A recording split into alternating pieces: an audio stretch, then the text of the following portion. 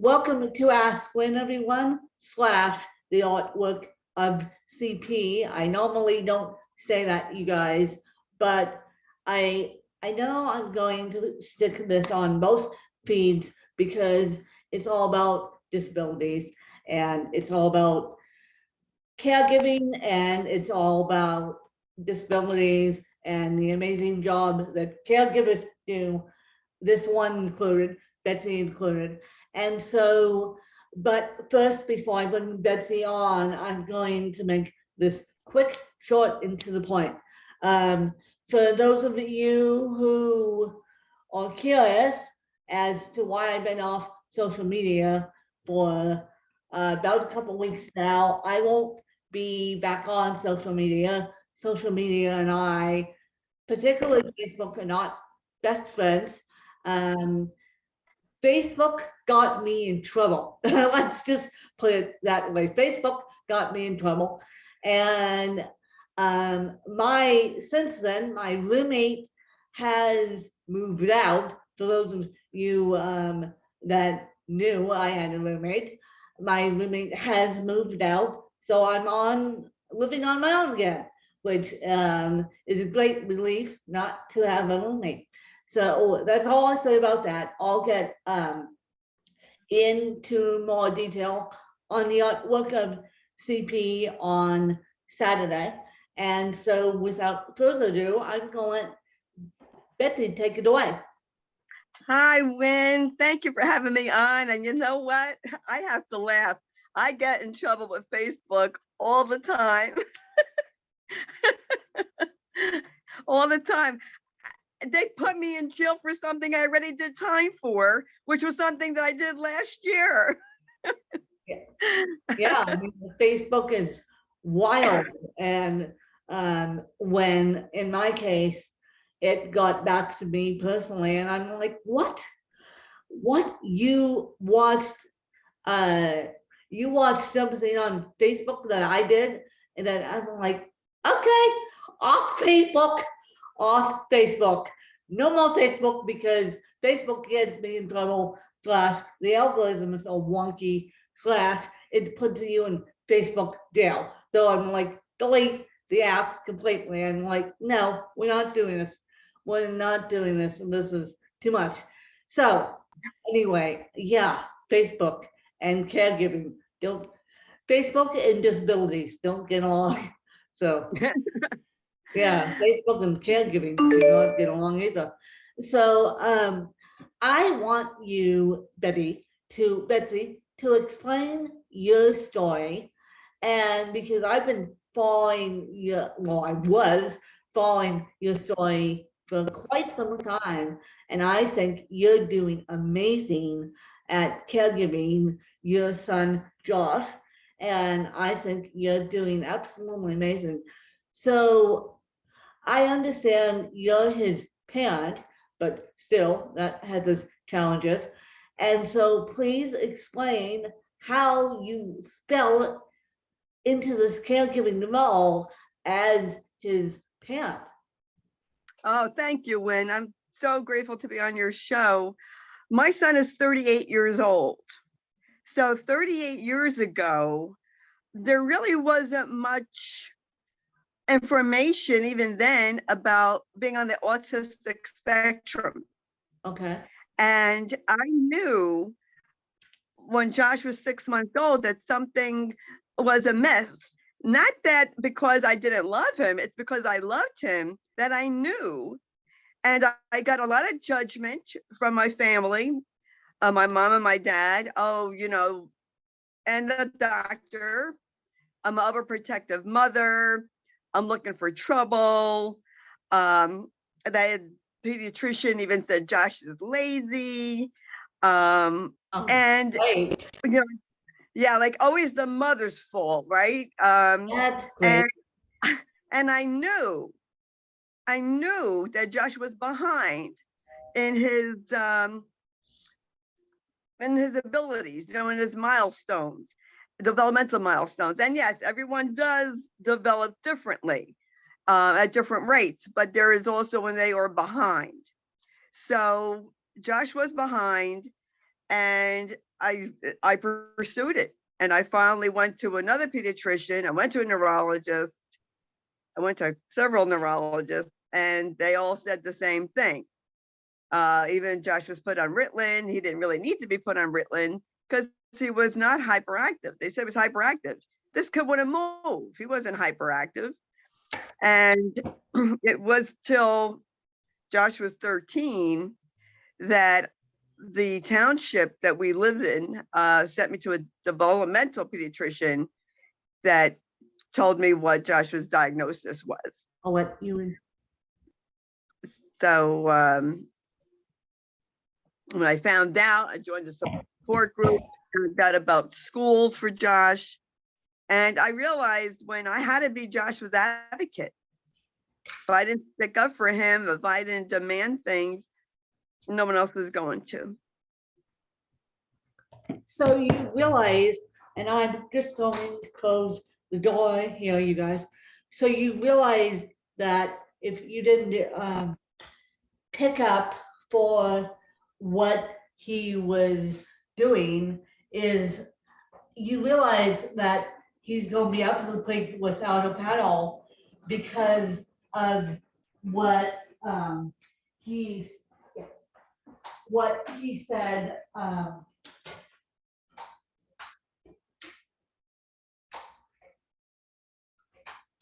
Sorry about that, you guys. You realize if you didn't pick up where the doctors left off, he was going to really have effects on that. Right. Yeah. So I'm surprised that I was going to tell you this. I am surprised that the doctors called him lazy and called you a bad mom. Yeah. So did he go into special ed? And yeah. He went into special ed, and how is he doing today? I know he's on the autism spectrum. I mean, you could tell in pictures, but how is he doing today? Josh is great. Yeah. Josh is my earth angel. Yeah. He is such a sweet, compassionate, caring man. Josh was a caregiver for his dad who had early onset Alzheimer's. And Josh was wonderful with his dad. Josh understood Alzheimer's better than so-called intelligent people. Okay. He was fantastic, and he was proud. He was so proud to be a caregiver for his dad. Yeah. And so he's doing great. He works for a school bus company. He's been there 16 years. Wow. And they love him. They love him. Josh can't drive. He just can't drive, and he does need supervision, but he is my sunshine. I just love him. If money were no object and you weren't focusing on Josh and focusing on his care and putting the financial, and I'll put it this way, the financial burdens on a now single mom and giving Josh the best life that you can, what would you be doing? Would you be doing something in a special ed, or would you be doing something totally different? If I had unlimited financial income, I would travel with Josh. And if I had a house that didn't flood when it rained a lot, I would definitely travel. Yeah. And I'll tell you, the pandemic was so hard on Josh, on both of us, but more so on Josh, because Matt died, my husband died January 1st, 2020. And so everything shut down the middle of March here in New Jersey. Yeah, yeah. So, lost his dad, couldn't work, couldn't socialize. Everything was taken away. Now, we could adjust, I can adjust. But when someone is very rigid in their routine, as a lot of people are who have disabilities, it's very hard for them to adjust, extremely. And then you take away their routine while they're grieving. It was tough. It was a tough year, Well, but geez, we made it. people, people forget how tough it was on the disabled in general. People Yes. forget how tough it was on the day programs on the disabled in general because everything shut down. So I Yeah. can't, and by the way, I'm so sorry for your loss. By the Thank way, you. I can't imagine losing a loved one and then having everything you knew go bye-bye because of this, and I hate to be like this stupid pandemic, but I can't imagine how he did that and how you did that because now you're a single mom. Yes, it was really a difficult time. And when I raised Josh to show his emotion, that it's okay to cry. And I wish people would stop their stigma and their judgment of people when they show emotion. It's not being weak. We are strong. I can't stand when people say, be strong. Uh, if you're a caregiver, like we are strong. We were strong, but we're human beings. His father was dying. He was watching it. And Josh cried. Why do people have to say that? And I told Josh, no, you don't have to be strong. You vent, you tell me how you feel. It's okay. We'll get through this together. And this is what we need to tell our children, whether disabled or not, men or boys or girls, men or women. It's okay to be a human being. It's okay to be emotional and to grieve. And we're not taught this in society, when we're not taught how to handle grief and losing someone. Oh, And, I cried in front of Josh. Why do I have to hide how I feel? I don't. I never did hide my emotion. And I think it's a beautiful thing when a man, especially when a man can express emotion in a positive way. Josh went to a wake of someone that ran the Buddy Night program, and they were my age. We went to grammar school together. He said, Mom, I cried at Debbie's funeral, Debbie's wake. I said, that's okay, Josh. That shows you are a compassionate person. That's nothing to be ashamed of. And that's how I raised him. no. And what you guys know this, I lost both my parents, one in 2010, the other one in 2019. And I'm so I sorry. was, so they died young, I'm still alive. So I had to move to Phoenix, Arizona.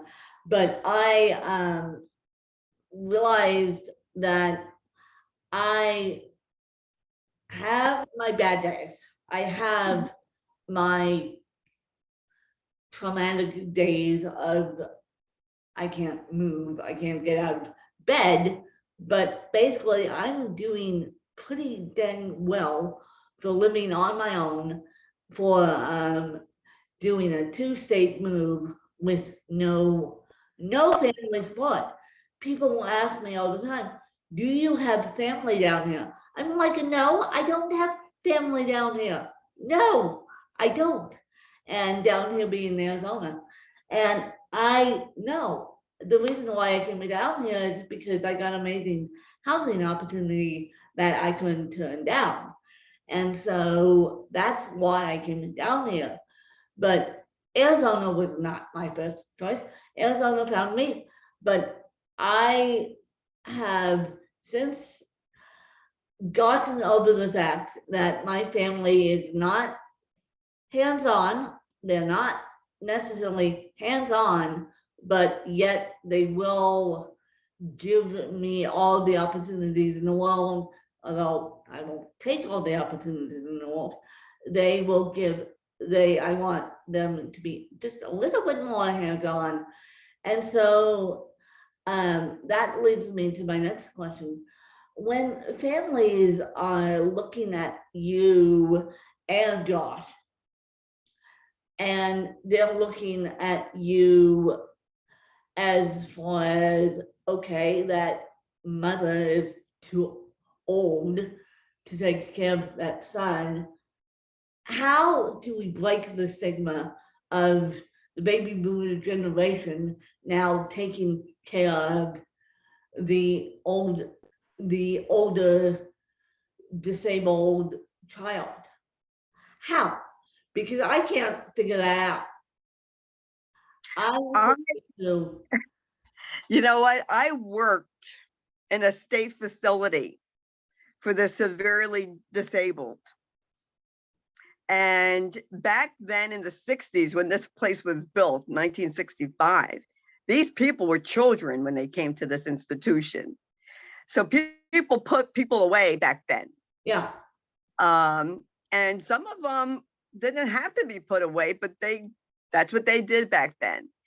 My parents are from the older generation, and I still do believe, my condolences on your losses also, when my parents were ashamed, I believe, with Josh.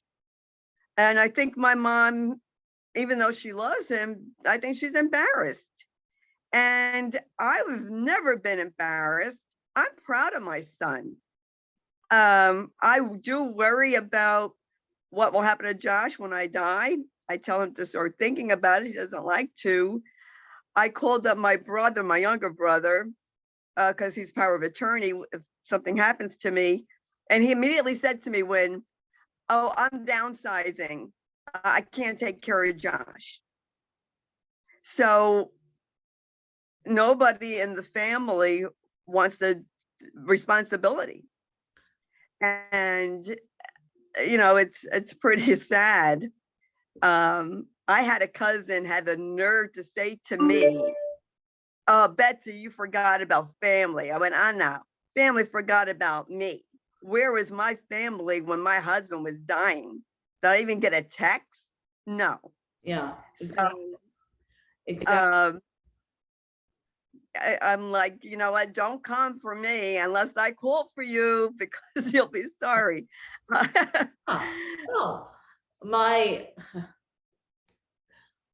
family said to me on Zoom, and they knew this because one of them, her job, she's retired now, but one of them was attorney. And so she helped my mom put her will together. And of course, my mom in the will said, if anything were to happen to my husband, or Tim or Caroline, my sisters would take care of Win. And so when both of my parents died, I was a scrambled mess. And they looked at me straight on Zoom with other people in the room. And they go, Win, well, we don't want to take care of you. And I'm like, that's not the answer I want to hear, number one. And then I bucked the trend and moved down to Phoenix, Arizona, and started my own life down here. But it's interesting because I feel like the older generation is, and I'll say this bluntly, but I feel like the older generation, some want to put the child away and don't want them in society. And it makes me angry and it makes me sad. Yes, yes, I totally agree. Um, it was really, I've always been proud of Josh, always. And when my father had his 80th birthday party, they had moved down to South Jersey. And one of the people at the party said to Josh, "Who are you?" He said, "I'm their grandson." The guy said to him, "Oh, I didn't know they had a grandson. They only talk about their granddaughters." Josh has never forgotten that, and he's felt very hurt, and I don't blame him. I So, would feel very too. so But my parents didn't even talk about Josh. And you know what? I had to tell Josh, and I am very blunt. I said, "Josh, it's not a reflection on you, it's a reflection on them. If they can't accept that you didn't go to college, that you have a disability, that's on them. You are a great human being. You just because someone goes to college doesn't make them any more valuable than someone who doesn't." And I wish people would stop their because their stupid stigmas and their judgments on people.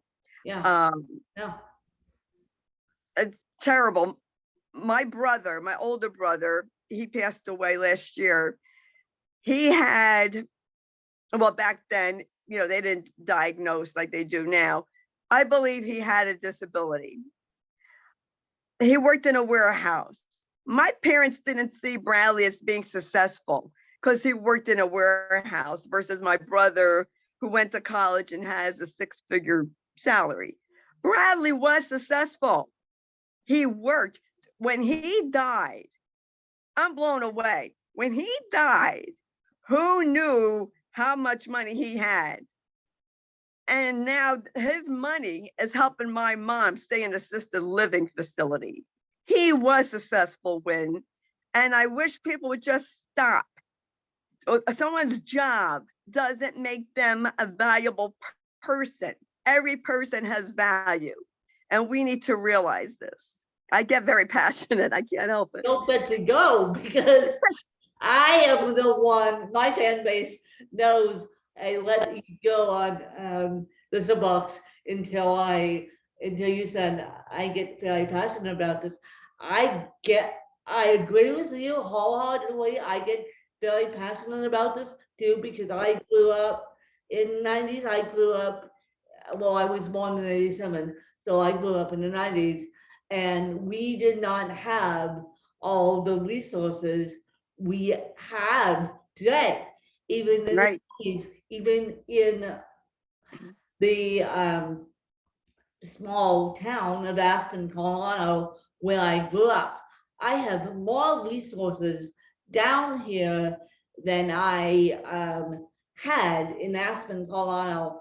And my mom, and I will tell you this, my mom bangs the drum turned over every single block she could for me to get the life I needed and I wanted and everything else. And I know that she taught me how to be independent, how to how not to rely on people so much, but yet rely on people just a little to help me get my needs across. But at the same time, she wasn't a helicopter mom. Yes. Well, you're only 3 years younger than Josh. Yeah, I'm only 35. Yeah. So at the same time, we've got to stop this stigma of disabled people not smart. Who the heck are you? And at Christmas parties and at holiday gatherings with family and friends, we've got to realize that the disabled are still alive, they're still functioning. They may have different abilities, but they're still alive, still functioning. Yes. And you know what? when I worked as a nurse at this developmental center, even though some of the clients couldn't talk, they had their own personality, and I would talk to them. And the staff would say, Betsy, who are you talking to? And I said, I'm talking to the client. And they said, well, you know, they can't talk. I said, I know, but they could hear, and they're human beings. Yeah. I mean, I just loved, I remember this one client, his name was Kenny, and he was so smart. You put the light on, he would cough until you went over to his bed, and I would, he had his music on, and I would dance with him. His aide would come in, and he would look at the aide, and I would go, Kenny, I would think to him, you're no good. You're flirting with me. You're looking at Niecy. You're no good, Kenny. And he would crack up laughing. Yeah. He would just laugh. And you know what? When I felt so good to be able to make someone laugh and bring joy to someone, because what happens is, and especially in these institutions that they used to have, people weren't treated like human beings. They were not treated properly. And even way, way back, they were even experimented on. Yeah. And as we know, Hitler gassed these people. He immediately killed the disabled. Why do people think that someone, just because they don't talk, they can't feel or can't think? It makes me mad. And it made me mad when I took Matt out, and as he progressed in his Alzheimer's, how people would stare at us. And here in New Jersey, if you don't move, they'll run you right over. They don't care. Yeah. Can't be patient. You see this man's having trouble walking. And people can be so rude. And I really wanted to say, you know what? Take a friggin' video and make it go viral, okay? Yeah, you should have, because he has trouble walking and trouble associating, and it's really, really hard. Betsy, where can people find you if they want to get a hold of you? Oh, thank you. Yes, I'm on Facebook, Betsy, BETSY Wurzel, Wurzel. It's my maiden name. And I have a support group for caregivers, #Kick Alzheimer's Ass Movement, also on Facebook. And I also have my show, Chatting with Betsy, which is on many different platforms, Apple, Spotify. Yep, it's all over the place, you guys. If you guys know how to subscribe to Ask Win or the Artwork of CP, you can find Chatting with Betsy. And I think we're doing a swap here where I'm going to share my story on Betsy's podcast. So I'm super excited about that. And I hope you got a better understanding on how to treat people with disabilities and how to interact with people with disabilities. And I hope you enjoy another great episode. I certainly did. And so I will catch you guys next time. Bye, you guys. Bye. Thank you.